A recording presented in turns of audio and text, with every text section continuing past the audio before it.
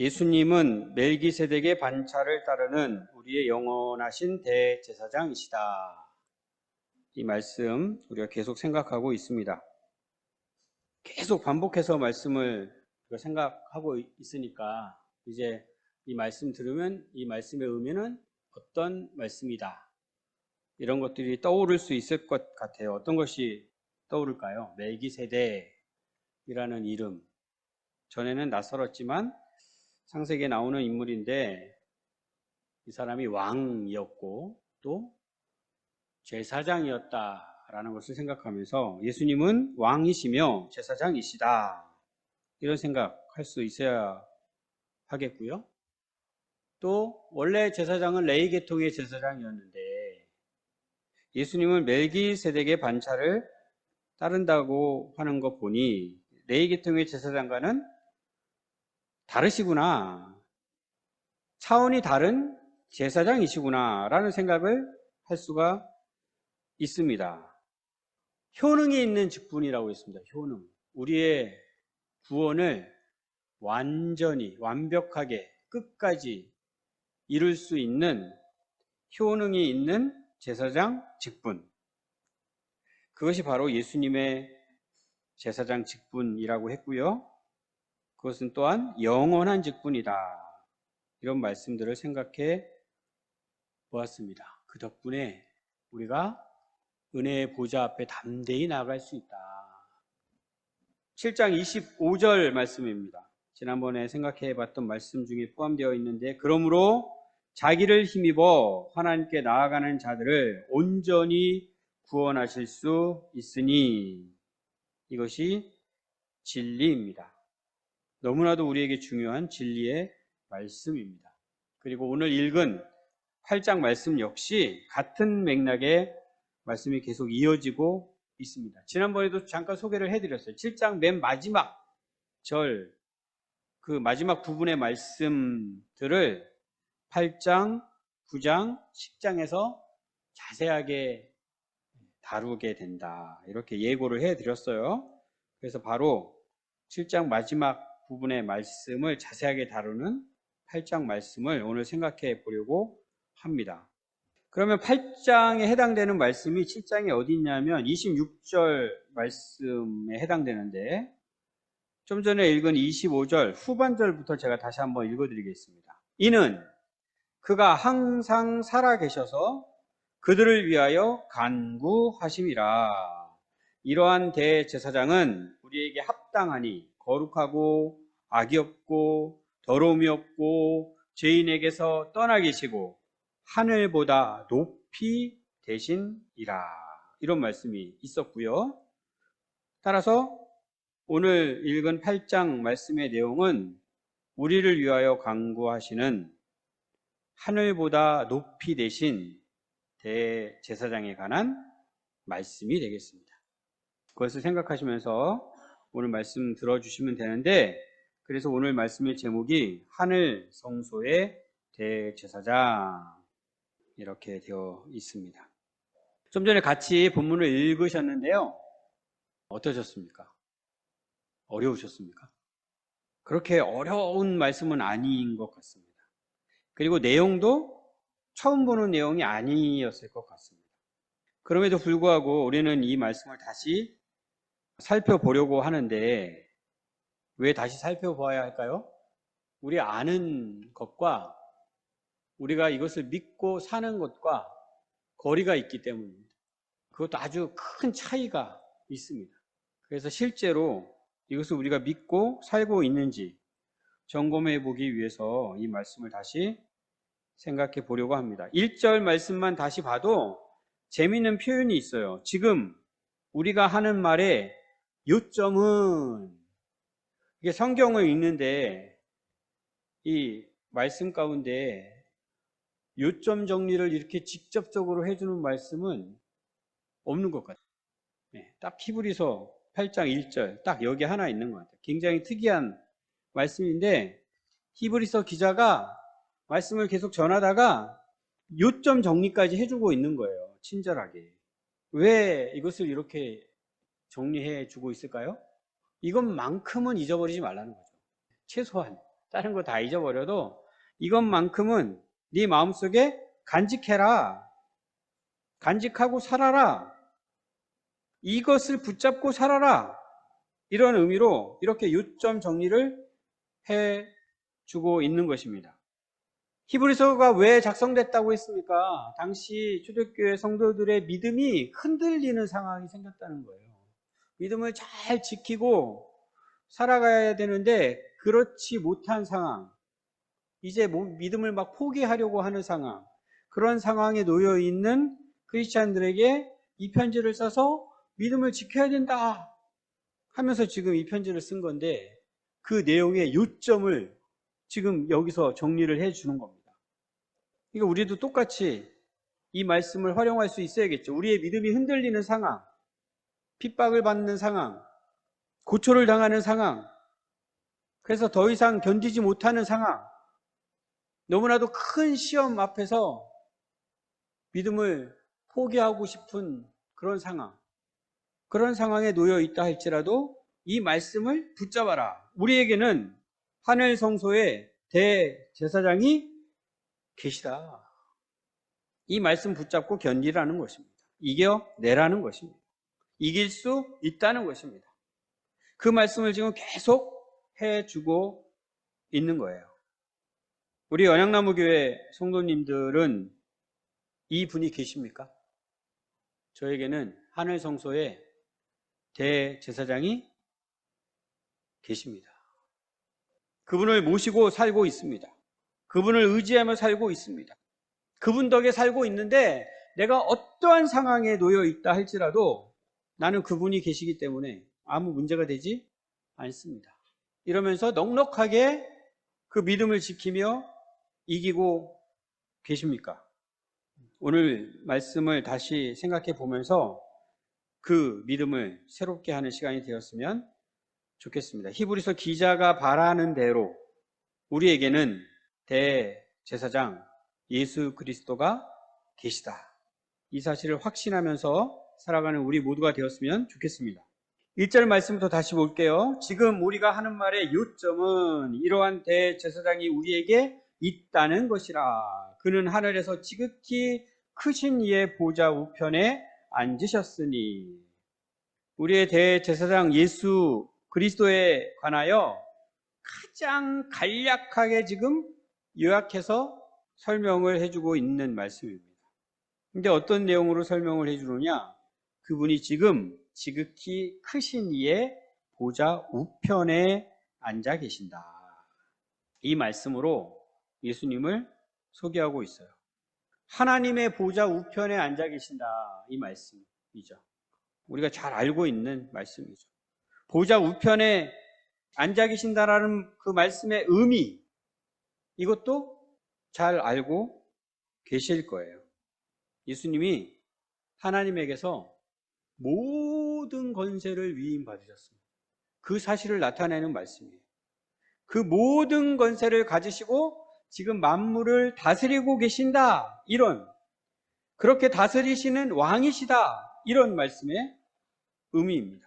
이렇게 최대한 간략하게 요약해서 지금 예수님을 소개하고 있는데 또 다시 한번 생각을 해보자고요. 이 말씀만이라도 우리가 생각하면 너무나 좋을 텐데 이것을 얼마나 생각하고 있나 우리가. 지극히 크신 이의 보좌 우편에 앉아 계신 대제사장 예수 그리스도. 지극히 크신 이. 하나님의 크심에 대하여 이렇게 묘사하는 겁니다. 하나님은 크시다. 하나님은 크신 분이시다. 저도 이 하나님의 크심에 관하여 말씀을 드릴 때가 자주 있는데 성경 기자도 그 하나님의 크심에 대하여 어떻게 달리 표현할 수가 없어요. 그냥 지극히 크시니. 그러니까 이 정말 간단한 표현으로 되어 있는 이 표현을 우리가 생각을 계속 해야 되는 거예요. 하나님이 얼마나 크신가? 얼마나 크시기에 이렇게 표현하고 있는가? 생각하고 또 생각해야 되는, 묵상하고 또 묵상해야 하는 하나님의 크심. 아무리 생각해도 이제 다 했어. 나는 하나님의 크심에 대하여 다 생각했어 라고 할 수 없는, 그렇다고 포기해서도 안 되는, 끊임없이 계속해서 멈추지 않고 그 생각을 해야 하는 하나님의 크심. 기도 습관을 갖자고 했습니다. 우리가 기도를 계속해야 합니다. 기도할 때마다 누구에게? 하나님에게 기도하죠. 그 하나님이 어떤 분이시냐? 어떤 하나님께 우리에게 기도하고 있느냐? 지극히 크신 이에게 기도하고 있다는 거죠. 지극히 크신 이에게. 이것을 제대로 우리가 알고 있을까요? 제대로 생각하면서 기도하고 있을까요? 정말로 우리의 기도를 받으시는 그분이 어떤 분이신지 우리는 얼만큼 알고 얼만큼 생각하고 진짜 그분께 기도하고 있을까요? 주중에 우리 마을 어르신들을 섬기는 시간을 가졌습니다. 함께 식사를 했는데 식사하시고서 그분 중에 한 분이 질문을 하시는 거예요. 목사는 성도님들이 질문을 하면은 반갑습니다. 그런데 그냥 식사하는 자리에서 어르신 중에 한 분이 질문을 한다고 하니까 제가 얼마나 반가웠겠어요. 그런데 질문이 뭐였냐면은 시간에 대하여 궁금하다는. 너무나 어렵잖아요. 시간? 갑자기? 그런 생각이 들잖아요. 어쨌든 와, 되게 어려운 주제를 가지고 질문을 하시네 속으로 생각하면서 가만히 그 질문하는 내용을 들었습니다. 근데 열심히 듣다 보니까 질문하는 내용이 뭐였냐면 이제 사람이 죽고 사는 문제, 뭐 다른 말로 하면 수명이죠. 수명. 왜 누구는 오래오래 살고 누구는 빨리빨리 죽느냐, 이것에 관한 이제 질문인 거예요. 그러면서 본인 말씀을 하시는 거예요. 본인이 간암도 걸리고 전립선암도 걸리고 그래서 수술을 다 했는데 죽지 않고 지금까지 살고 있다. 그런데 또 다른 아는 지인들은 그렇게 큰 병도 아닌데 갑자기 그냥 떠나더라. 그러면서 이제 목사인 이제 저하고 이재수 목사님 같이 계셨는데 왜 그러느냐, 왜 이렇게 되는 것이냐, 이런 질문을 하시는 거예요. 왜 그렇게 되는 걸까요? 옆에 계신 한 어르신은 그게 운명이야. 운명인 거지. 이러면서 대답을 또 하시더라고요. 운명인 거죠? 그런데 이분이 아는 게 정말 많으세요. 그래서 질문을 해놓고는 본인이 계속 이어서 말씀을 하시는데 답을 들으실 생각은 안 하시고 계속 말씀을 하시는데, 그런데 잘 듣다 보니까 이분이 말씀하시는 내용 중에서 하나님이 얼마나 크신 분이신가, 이와 관련된 말씀을 하시는 거예요. 그러니까 저는 너무 반가운 거죠. 우와, 하나님의 크심에 관한 말씀을 하시네? 그럴 때 제가 막 격하게 그렇죠, 그렇죠 하면서 반응을 하면서 맞습니다 하면서 말씀을 들었어요. 근데 이분이 어떻게 이렇게 그런 것에 관하여 잘 아느냐 했더니 이분이 성당을 다니시는 분이신데 모태신앙이라고 하셨습니다. 근데 이 마을에서 사시는 분이신데 이제 2대째인지 3대째인지 그건 모르겠어요. 근데 이분의 부모님이든지 뭐 할아버지 할머니시든지 이 지역에 병원이 없을 때, 옛날에 뭐 당연히 병원이 없었겠죠. 근데 성당이 생긴 거예요. 성당이 세워진 거예요. 근데 아파가지고 병 치료를 받지 못하는 상황에서 이분들이 성당을 가게 되고 성당에서 치료가 된 거죠. 치료를 됐는지 아니면은 어떤 조치를 취해가지고 치료가 됐는지 그것까지 모르겠는데 그 문제가 해결이 된 거예요.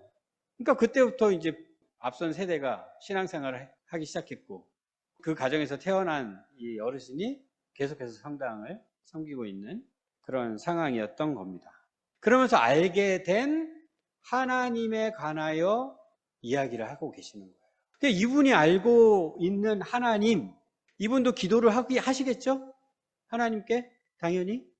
그리고 우리가 알고 기도하고 있는 하나님과 그분이 알고 기도하고 있는 하나님과 같은 하나님일까요?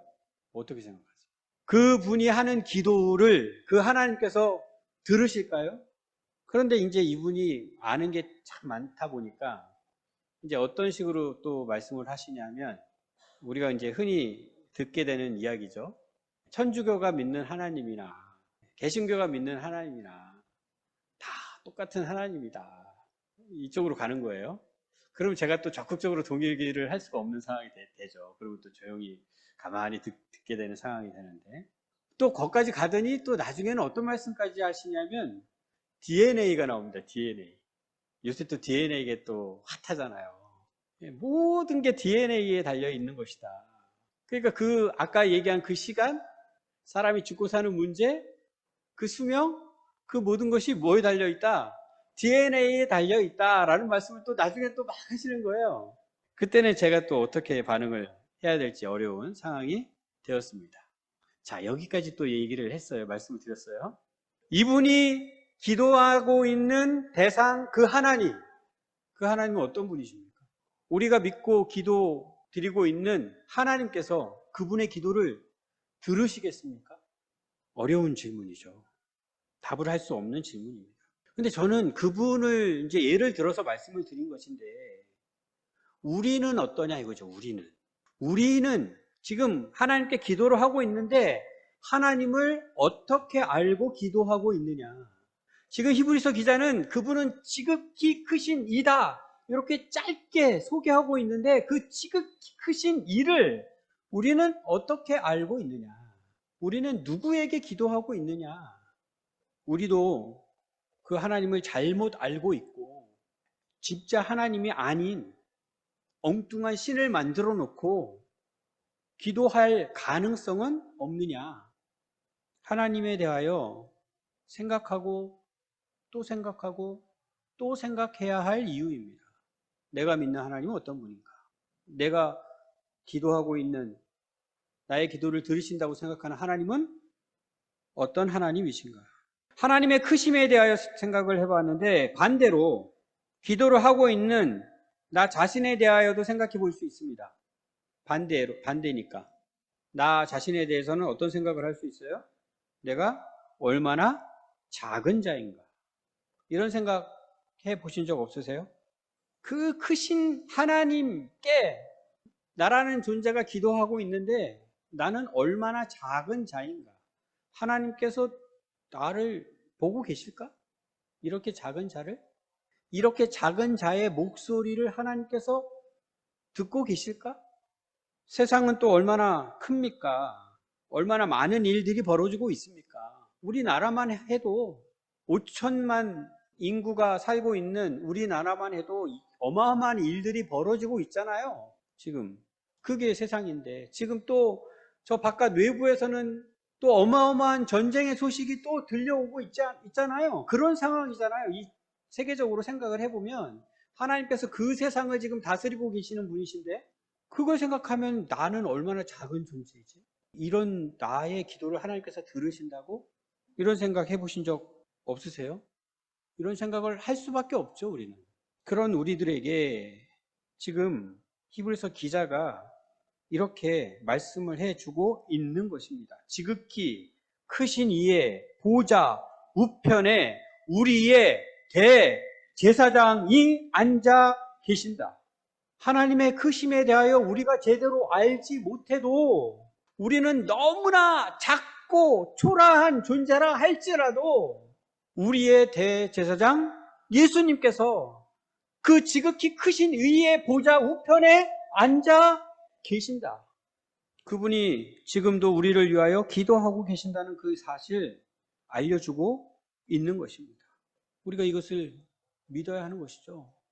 그래서 지금 이것을 요약해서 지금 알려주고 있는 거예요. 2절에서는 또 무엇을 알려주고 있습니까? 다시 읽어보겠습니다. 이 성소의 참 장막에서 섬기는 이시라. 이 장막은 주께서 세우신 것이요 사람이 세운 것이 아니니라. 하나님께서 하늘에 성소를 세우셨는데 바로 그 하늘 성소에서 섬기는 분이 우리의 대제사장 예수 그리스도시다. 이 말씀을 주고 있는 거예요. 예전에 이 땅에 성소가 있었죠. 하나님께서 모세에게 말씀하시고 또 모세는 순종하여 장막을 지었죠. 성소가 있고 지성소가 있고 그리고 제사장들이 거기서 섬겼습니다. 그와 동일하게 저 하늘에서 예수님께서 성소에서 섬기고 계시다. 이것을 알려주는 것입니다. 우리가 반드시 기억해야 할 말씀으로 예수님께서 제자들에게 이제 우리가 헤어질 때가 됐다. 나는 아버지께로 돌아갈 것이다. 이런 말씀을 하셨을 때 제자들이 어떤 반응을 보였습니까? 근심이 가득했다고 했습니다. 큰일 났다. 예수님이 떠나시면 어떡하나. 그때 예수님께서 하신 말씀, 내가 떠나는 것이 너희에게 유익이다. 이유는요, 보혜사 성령을 내가 보내줄 것이다. 그것이 너희에게 유익이다. 이런 말씀을 주셨는데, 또 다른 한편으로는 오는 말씀이 우리에게 유익이었던 거예요. 예수님께서 왜 하늘로 올라가셨습니까? 하늘 성소에서 대제사장으로 섬기시기 위하여. 그 이유 때문에 하늘로 올라가신 것입니다. 그것 때문에 제자들에게 유익했던 것입니다. 그것 때문에 오늘 우리에게 유익한 것입니다.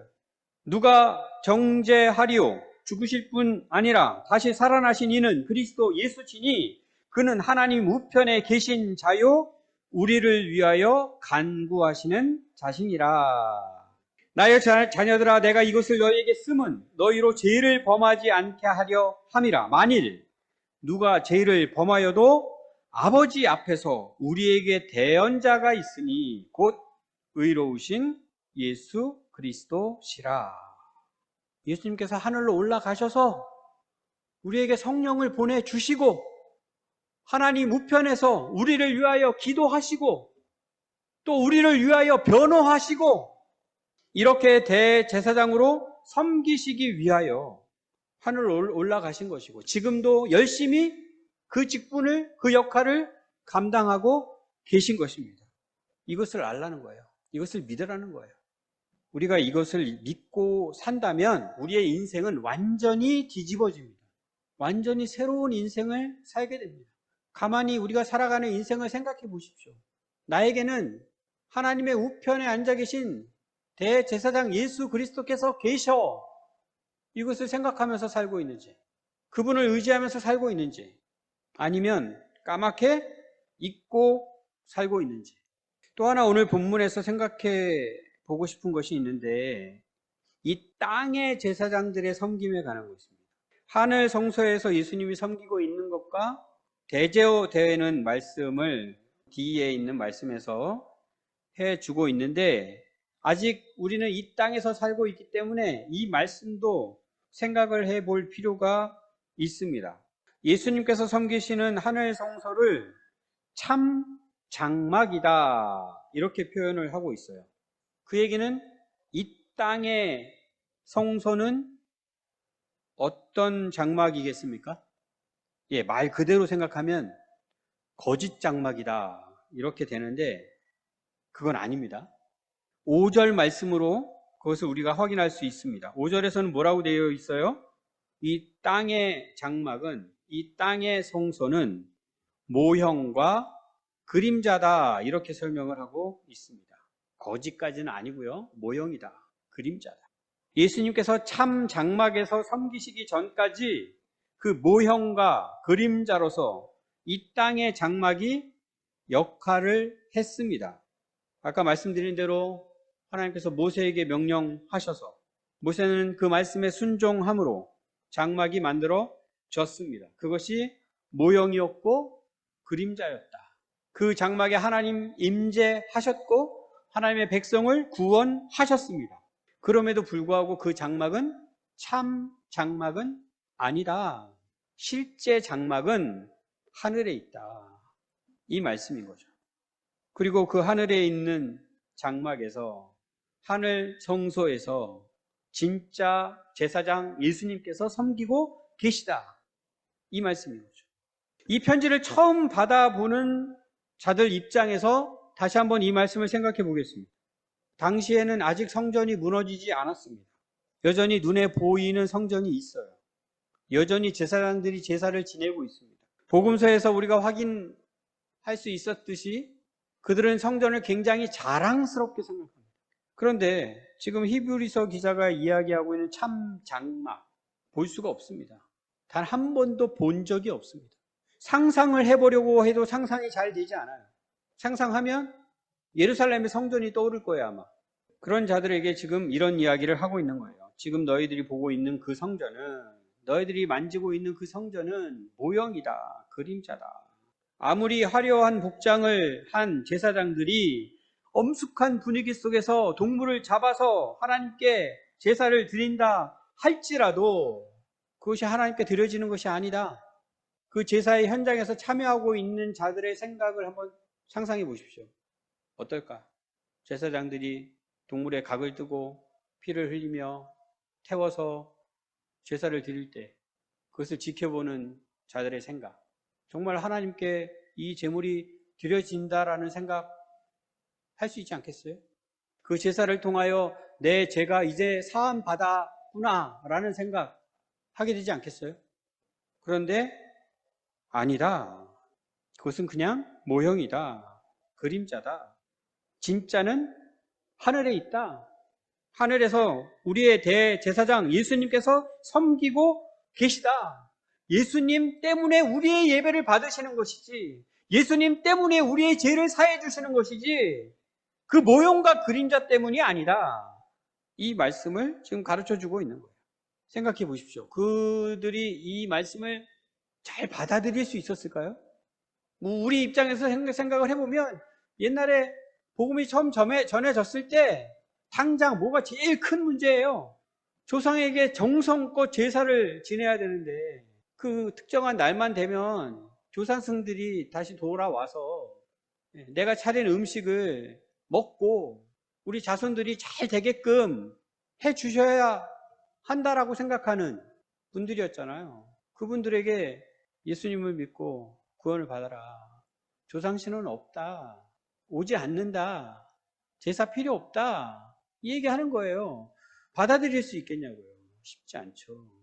그와 똑같은 상황이니까요. 그러니까 사도행전에 우리가 살펴봤잖아요. 유대인과 헬라인 간의 갈등, 생기는 이유들 중에 하나 이런 겁니다. 그게 얼마나 중요한 건데 그걸 포기하면 안 되지. 그건 지켜야지. 라는 생각들.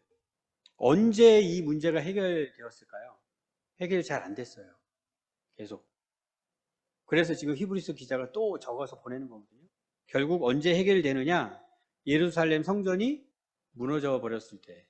예루살렘 성전이 무너지고 나서야 해결이 됩니다. 더 이상 제사를 드리고 싶어도 드릴 수가 없는 상황이 돼서야 해결이 됩니다. 그게 우리 인간의 모습이에요. 그런데 이 문제는 오늘을 살고 있는 우리에게도 그대로 적용시켜야 하는 문제라는 것이죠. 우리는 어디서 예배를 드려야 합니까? 우리는 어떻게 하나님을 예배할 수 있습니까? 5절 말씀에서 모세가 장막을 지으려 할 때는 무엇이라 말씀하셨다고 되어 있어요? 5절 제가 잠깐 읽어드릴게요. 삼가 모든 것을 산에서 내게 보이던 본을 따라 지으라 하셨느니라. 하나님께서 말씀하신 대로 그대로 장막을 지어서 하나님을 예배했어요. 솔로몬에게 성전을 지으라고 말씀하실 때도 마찬가지죠. 하나님께서 말씀하신 대로 성전이 지어졌고 하나님을 예배했습니다. 지금 우리는 어떻게 해야 합니까? 하나님께서 말씀하신 대로 예배해야 합니다. 찾아보셨습니까? 하나님께서 어떻게 하라고 말씀하시나? 아무리 뒤져도 성전을 어떻게 지으라는 말씀은 없어요. 성전을 지었다라는 말씀 자체가 없습니다. 이유가 뭐예요? 하늘 성소에서 예수님께서 섬기고 계시기 때문입니다. 대신 우리가 어떻게 예배해야 하는지 다른 말씀을 주셨습니다. 그 말씀을 우리는 떠올릴 수 있어야 돼요. 예수님께서 사마리아 여인에게 어디서 예배해야 되느냐? 이 질문에 답을 해주셨어요. 읽어드릴게요. 여자여, 내 말을 믿으라. 이 산에서도 말고 예루살렘에서도 말고 너희가 아버지께 예배할 때가 이르리라. 아버지께 참되게 예배하는 자들은 영과 진리로 예배할 때가 오나니 곧 이때라. 아버지께서는 자기에게 이렇게 예배하는 자들을 찾으시느니라. 하나님은 영이시니 예배하는 자가 영과 진리로 예배할지니라. 다 알고 있는 말씀이죠? 장소는 더 이상 문제가 되지 않습니다. 오직 영과 진리로 예배하면 됩니다. 이유는요, 하늘 성소에서 예수님께서 대제사장으로 섬기고 계시기 때문입니다. 실제로 사도행전의 역사 속에서 초대교회 성도들이 어떻게 예배했는지 확인할 수 있는 말씀도 있습니다. 사도행전 2장 42절 말씀인데요. 그들이 사도의 가르침을 받아 서로 교제하고 떡을 떼며 오로지 기도하기를 힘쓰니라. 다른 것은 이제 더 이상 이야기하지 않아요. 사도의 가르침을 받아 서로 교제하고 떡을 떼며 오로지 기도하기를 힘쓰니라. 우리가 지금 어떻게 예배하고 있는지 말씀에 비추어 다시 점검해 보십시오. 또 빼놓지 말아야 할 말씀 있습니다. 로마서 12장 1절. 그러므로 형제들아 내가 하나님의 모든 자비하심으로 너희를 권하노니 너희 몸을 하나님이 기뻐하시는 거룩한 산 제물로 드리라. 이는 너희가 드릴 영적 예배니라. 역시나 잘 알고 있는 말씀이죠. 우리가 어떻게 하나님을 예배해야 하는지 그것에 관하여 알려주시는 말씀입니다. 이렇게 예배할 수 있는 이유가 하늘 성소에서 예수님께서 섬기고 계시기 때문입니다. 그런데 교회 역사를 다시 돌아보십시오. 신약 성경에서 초대교회 성도들은 이렇게 예배했습니다. 예수님께서 가르쳐 주신 대로, 사도들을 통하여 다시 일깨워 주신 대로 이렇게 예배했어요. 언제까지? 초대교회 핍박받고 환난 속에 있을 때까지. 오히려 교회가 힘들고 어려울 때는 이렇게 예배했어요. 그런데 언제부터? 이것이 망가지기 시작합니다. 오히려 국가의 인정을 받을 때부터, 국가의 전폭적인 지지와 지원을 받기 시작할 때부터 교회 예배가 이상해지기 시작합니다. 그때부터 어떤 일을 열심히 하게 돼요? 삐까뻔쩍한 성전을 짓기 시작하죠. 히브리서 기자가 분명히 이렇게 이야기했는데 옛날에 그 성막은, 옛날에 그 성전은 모형과 그림자야. 더 이상 필요 없어. 지금은 하늘 성소에서 예수님께서 우리의 대제사장으로 섬기고 계셔. 그래서 우리는 이렇게 예배해야 해 라고 다 알려주셨는데 다시금 그 모형과 그림자가 절대적으로 필요한 것처럼, 너무나도 소중한 것처럼, 그것이 있어야만 하나님께서 우리의 예배를 받으시고 그것이 있어야만 우리의 죄가 사함받을 수 있는 것처럼 그렇게 하는 거예요. 그러니까 교회가 어디로 가요? 교회가 엉뚱한 길로 가는 거예요. 역사를 통해서 확인할 수 있었잖아요. 그 안에서 하나님을 믿고 하나님을 섬긴다고 하는 자들이 하늘 성소에서 일하고 계시는 예수 그리스도를 바라보는 것이 아니라 그 멋지게 지어진 건물을 바라보고 그 분위기, 그것을 의지하고 그것으로 인하여 뭔가 위로를 받고 내 문제가 해결된 것 같고 예배가 드려진 것 같고 그렇게 신앙생활을 하게 되는 거예요. 그것이 당연한 거고 그것이 진리죠. 그들에게는 그것이 진리예요. 만족해하고 얼마나 만족스러운지 몰라요. 우리는 어떠합니까? 지금 우리는 이와 관련하여 자유로울까요? 언약나무교회 성도님들은 이와 관련하여 같은 생각을 지금 가지고 계십니까? 저는 지금도 이 시대에 많은 그리스도인들이 하늘 성소에서 섬기고 계시는 예수님에 집중하기보다는 다른 것에 한눈을 팔고 있다고 생각합니다. 예수님 바라보지 못해요. 하늘 성소에서 일하고 계시는 예수님을 바라보며 예배하지 못해요. 많은 그리스도인들이 교회를 선택하고 예배를 선택하는 기준이 뭐예요? 나를 만족시키라는 거예요. 나를. 내가 만족해야 된다는 거예요. 내가. 나를 만족시키는 교회, 나를 만족시키는 예배를 찾고 있어요. 따라가고 있어요. 거기에 말씀을 통하여 우리에게 가르쳐 주시는 예배 찾아볼 수 있습니까? 하다못해 성도의 교제만 생각해도 만족받고 끝이죠. 너무나 많아요. 너무나.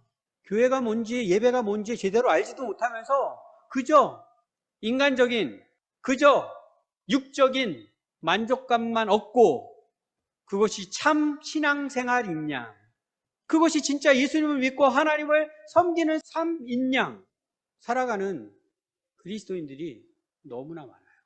그러니까 또 교회는 어떻게 해요? 그런 것들을 세우려고 하는 거죠. 그 만족시킬 수 있는 것들을 세우려고 합니다. 열심히. 그게 목적이 돼요.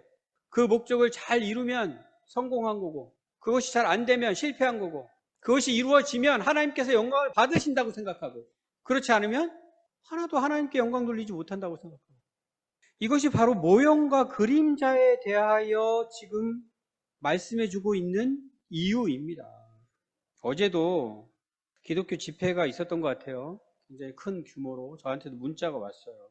많이 참석해주면 좋겠다고 하면서, 그리고서는 유튜브에 올라온 영상을 잠깐 봤는데, 저는 아무리 생각해도 하나님께서 그 집회를 받으실 것 같지 않습니다.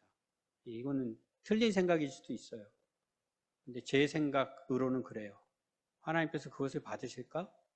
근데 우리는 그런 생각조차도 하기 힘든 시대에 살고 있습니다. 너무나 오랫동안 그것이 하나님의 뜻인 양, 그것이 하나님께서 기뻐하시는 것인 양 생각하고 살아왔기 때문에 전혀 문제의식을 갖지 못해요. 어디 예수님께서 너희들 가급적 많은 자들이 한꺼번에 모이는 것이 좋아. 세상 사람들이 너희들이 정말 많은 수로 모여가지고 강력한 힘을 가지고 있다는 것을 나타내야 돼. 이런 말씀을 하신 게 도대체 어디에 있냐고요, 어디. 그 세상 사람들이 모두가 알아들을 수 있도록 큰 소리로 기도해야 돼. 저는 아무리 찾아도 그런 말씀을 찾을 수가 없어요. 그래야 하나님께서 받으시고 하나님께서 들으시고 그래야 응답하시는 것처럼 하고 있잖아요. 우리나라의 정치 상황도 마찬가지입니다. 교회가 완전히 둘로 쪼개져 있는데 이것은 단순히 보수를 지지하느냐 진보를 지지하느냐의 문제가 아닙니다. 교회에서도 그나마 조심스럽게 이 문제를 보는 교회들은 그 문제라는 인식으로 이것을 이야기하지 못하죠. 저도 뭐 마찬가지였습니다. 제가 강단에서 뭐 누구를 지지해라 이런 얘기는 안 하잖아요. 근데 그 문제가 아니에요. 이것은 진리의 문제입니다. 진리의 문제. 진리를 분별하는 문제예요. 얼마나 많은 그리스도인들이, 그리스도인이라고 하는 자들이 거짓에 속고 놀아나고 있는지 몰라요. 뭐가 참인지 거짓인지 분별도 못하면서. 그런데 제가 이번에 충격을 받았습니다. 충격을. 아이들하고 이야기를 나누면서 이것이 정말 심각하구나. 이 문제가. 보통 문제가 아니구나. 분별을 못해요. 분별을. 참과 거짓에 대하여 분별하는 능력을 상실했어요. 교회가. 근데 그것이 이제 아이들에겐 고스란히 전달이 돼요. 고스란히. 아이들이 뭐 부모님들 기성세대의 영향을 고스란히 받는 거니까. 근데 언약나무 학교의 아이들도 그렇다? 그러니까 저는 교장으로서 너무나 큰 충격을 받은 거죠. 이 정도인가? 지금 상황이? 그래서 제가 무슨 얘기까지 했냐면 제가 대통령 후보 중에서 누구를 지지하는지도 얘기를 했어요. 아이들 앞에서. 너무나 큰 충격을 받은 나머지. 누구를 지지하는 것은 문제가 되지 않습니다. 누구를 지지를 해도 상관은 없어요. 근데 참과 거짓은 분별할 수 있어야 합니다. 참과 거짓은. 그대로 속아 넘어가서는 안 돼요. 그러니까 이단으로 빠지는 거예요. 안 믿는 사람들이 이단으로 빠지는 것보다 믿는 사람들이 이단으로 빠지는 수가 훨씬 많습니다. 참과 거짓을 분별하지 못하기 때문에. 그거 제대로 분별하라는 말씀을 계속 주는 거잖아요, 지금. 우리 성도님들도 어려우실 수도 있지만 가지고 계신 생각들을 가능한 적극적으로 나눠 주십시오. 이것은 뭐 내 생각이 맞다, 내 생각대로 해야 된다 이런 차원에서 나누라는 게 아니고요. 그렇게 나누는 것들을 통하여 예수님의 뜻, 예수님의 생각, 예수님의 인도하심을 우리가 발견할 수 있기 때문입니다. 그렇지 않고 이것을 덮고 있으면요, 그냥 우리는 예수님과 굉장히 멀리 떨어져서 신앙생활을 지금 하고 있는 것일 수도 있어요. 나도 모르게. 정말 신앙생활 잘 하는 것 같은데 실제로는 아닌. 어려운 일입니다. 우리가 해보지 않아서 어려운 일이에요. 내가 가지고 있는 생각들을 공개하고 나누고 다른 분들과 다른 생각들을 확인하고 이런 경험들을 우리가 해보지 않아가지고 되게 어려운 일일 수 있어요. 근데 믿음으로 이것도 해야 합니다. 하늘 성소에서 우리를 위하여 일하고 계시는 예수님 계시기 때문에 그분을 바라보면서 그분을 의지하면서 그분께서 우리를 하나로 묶으시고 인도하실 것이라는 믿음을 가지고 그 과정을 통하여 우리의 믿음이 더 자라고 우리의 인격이 더 성숙해지고 예수님을 닮아갈 수 있게 될 것이라는 것을 믿으면서 할 수 있어요. 모형과 그림자에 대하여 정리해드리고 말씀을 마치겠습니다. 예수님께서 유일하게 만들어 놓으신 모형과 그림자가 있습니다. 바로 세례와 성찬입니다. 이것이 지금 이 시대에 우리가 소중하게 생각해야 할 모형과 그림자예요. 세례와 성찬. 그 외에는 아무것도 없습니다. 그런데 우리가 구약 성경을 봅니다. 모형과 그림자에 대해서 계속 공부합니다. 지난 주간에도 역대상 말씀을 계속 보았습니다. 그러니까 거기 다 모형과 그림자예요. 왜요? 하늘 성소에서 일하고 계시는 대제사장 예수 그리스도를 더 잘 알기 위하여 그것을 활용하는 거예요. 다윗 왕의 이야기를 보면서 우리의 왕이신 예수 그리스도를 생각할 수 있어야 됩니다. 그 본체를 계속 생각하기 위하여 그 구약 성경을 읽는 거예요. 거기서 멈추는 게 아닙니다.